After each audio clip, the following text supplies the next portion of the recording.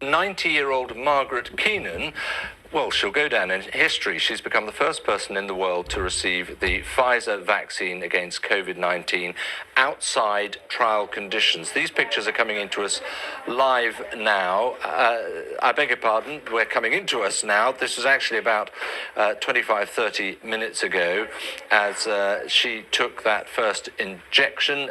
She's at the University Hospital in Coventry, that's in the English Midlands. The British Prime Minister Boris Johnson's called this a huge step forward in the fight against COVID-19. It has led to the deaths of more than 60,000 people across the UK, and the majority of those are the elderly, which is why the priority is very much focused on those elder citizens in the United Kingdom. Quite a moment. A round of applause. Margaret takes the jab, and that is the first of two, of course. She will have to have a second vaccination in 3 weeks' time. Our health correspondent, Catherine Burns, has the UK perspective. She is outside University Hospital in Coventry. The government's calling it V-Day, and it is the biggest vaccine rollout in our history. So here in Coventry is one of 70 hospitals across the UK that are going to start injecting the first patients today. Now, we've ordered about 40 million doses of this. We don't have that yet, though. Right now, we're looking at about 800,000, and that's going to go up to about 4 million before Christmas. So not everyone that needs this injection is going to get it immediately.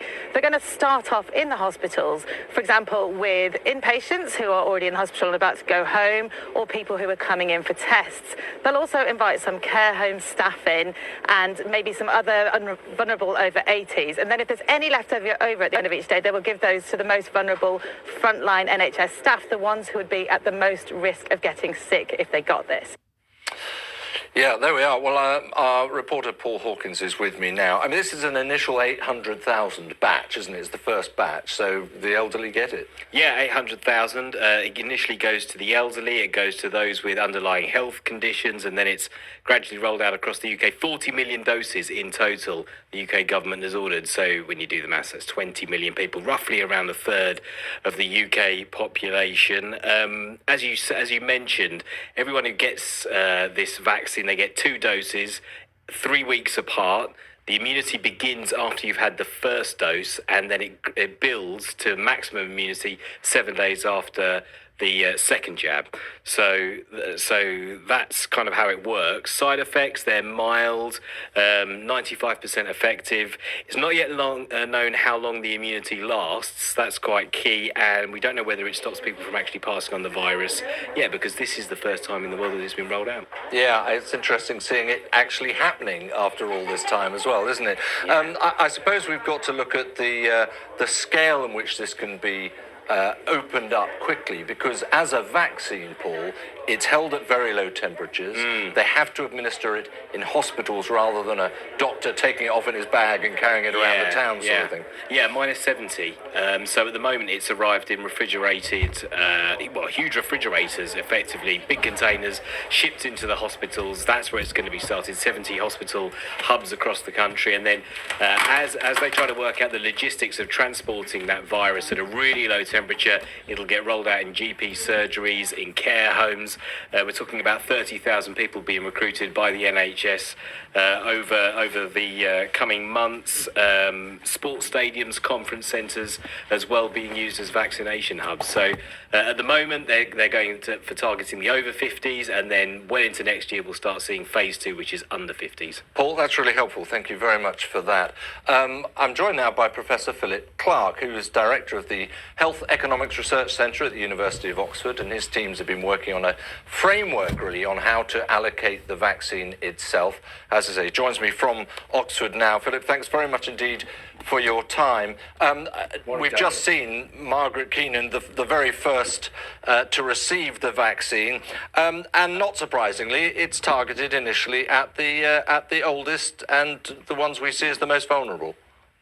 Yes, David. The idea, I think, of the vaccination strategy in the UK is to keep it simple and basically start off with age, with the oldest, because people's risk of getting COVID and also perhaps dying of COVID doubles about every 5 years. So if you start with someone like Margaret, who's in her 90s, you're likely to reduce the mortality from this disease in the most rapid way.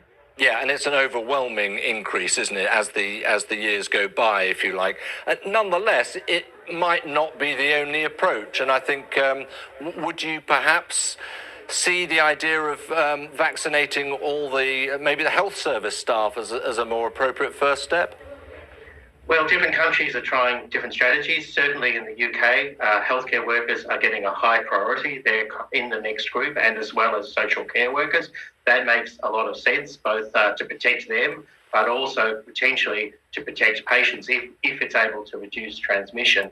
I suppose the question is, what are other countries doing? There is a variety of strategies here. So, for example, Russia has started vaccinating with its Sputnik vaccine, and it's vaccinating healthcare workers and teachers. So I do think perhaps there needs to be a discussion in all countries about where these occupations that have a lot of contact with the public will fit in alongside healthcare workers. Yeah, I mean, obviously it's voluntary, and Margaret was very ready to be vaccinated there. But we did hear earlier, Philip, from Los Angeles, from a healthcare expert, saying that actually more than half of healthcare workers there still feel uncomfortable about this vaccine, and that's an issue of the speed, again, with which it's been processed.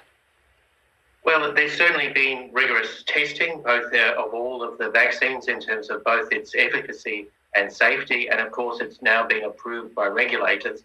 I suppose also, though, these have been developed at speed, but there is, of course, enormous benefit, to the individual, but to the entire society from getting vaccinations rates up, because it's the one sure way to actually bring about a reduction in COVID cases and going back to a sort of normal world that we were in this time last year, and hopefully will return to by this time next year. Well, you make a very good point, don't you? Just watching one lady being vaccinated it's a symbol, really, of what an extraordinarily challenging 9 months, at least, maybe a full year we've been through. I mean, this is a big day, isn't it?